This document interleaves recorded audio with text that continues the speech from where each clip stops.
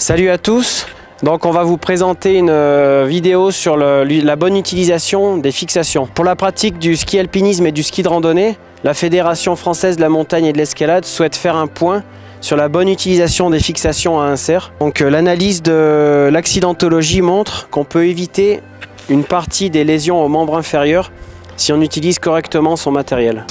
Alors un petit peu d'histoire avant de rentrer dans le vif du sujet. Donc les fixations légères ou fixations à insert ont été développées dans les années 90 par la société Dynafit. Depuis, le matériel a énormément évolué. On trouve des fixations pour la pratique loisir et maintenant des fixations pour la pratique compétition. Donc un petit descriptif du matériel et notamment des fixations. Donc les fixations, on va trouver deux parties. La butée avant avec ces deux inserts qui viendront prendre position dans les ergots avant de la chaussure. Une position dite de montée où on va venir bloquer la butée avant et une position de descente où on va libérer la tension.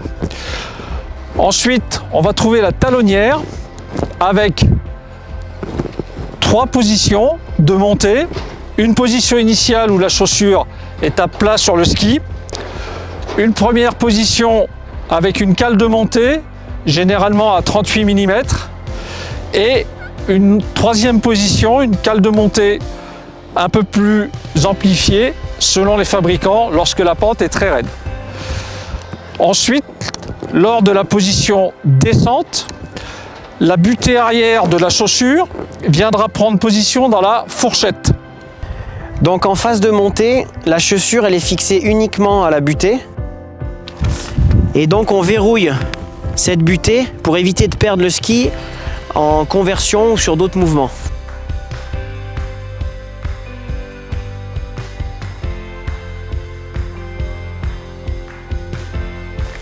En position descente, donc on déverrouille la butée avant pour avoir la sécurité en rotation, la sécurité latérale, et on chausse la chaussure au niveau de la talonnière dans la fourchette.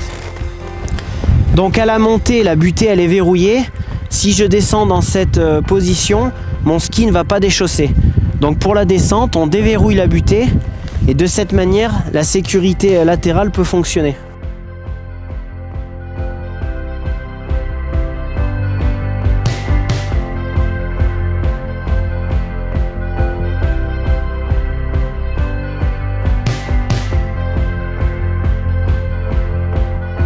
Le principal risque, c'est les lésions aux genoux principalement et parfois aux chevilles. Et il y a une exception, c'est en ski de pente raide. Donc le principal problème serait de perdre un ski dans la pente, ce qui entraînerait une chute grave ou mortelle du skieur. Donc dans ce cas-là, on verrouille la butée comme en montée, mais à la descente, pour ne pas perdre le ski. Par rapport à ce que vient de dire Nicolas sur le risque de perte d'un ski, il existe maintenant deux accessoires qui permettent de relier le ski à la chaussure ou qui évitent de perdre le ski dans la pente. Donc le premier accessoire que tout le monde connaît, qui est déjà ancien, qui est le leash. Le leash présente l'avantage, donc qui est un câble généralement muni d'un système d'attache qui permet de relier le ski à la chaussure. Le leash présente l'avantage d'avoir un lien solide ski-chaussure. Par contre, il présente l'inconvénient de ne pas être désolidarisé en cas de chute ou pire en cas d'avalanche, parce que le risque principal est d'occasionner un système d'encre qui va attirer le skieur au fond de l'avalanche. De plus, il peut être incompatible avec un sac airbag puisque les deux fonctions vont s'opposer. Le leash va entraîner le skieur au fond alors que le sac airbag, s'il est déclenché, va permettre au skieur de rester en surface, donc c'est antinomique.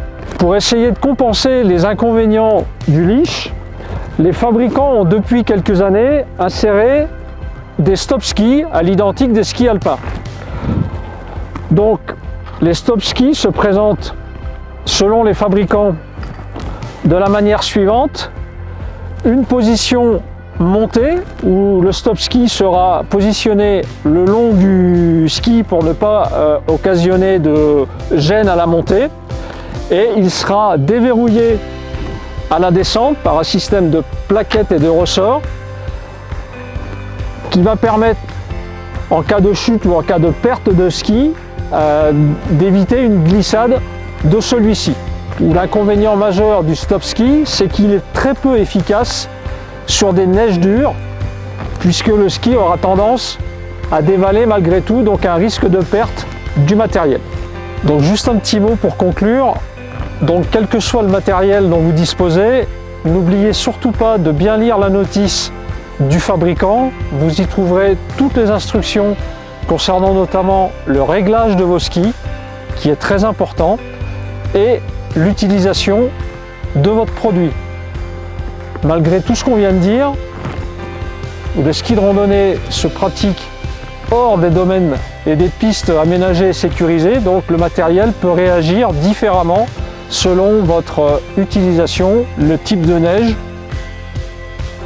Alors n'oubliez pas, malgré toutes les recommandations qu'on vient de vous présenter, que la réaction de votre fixation peut être différente selon la vitesse, le type de la neige et la cinétique ou la vitesse de la chute.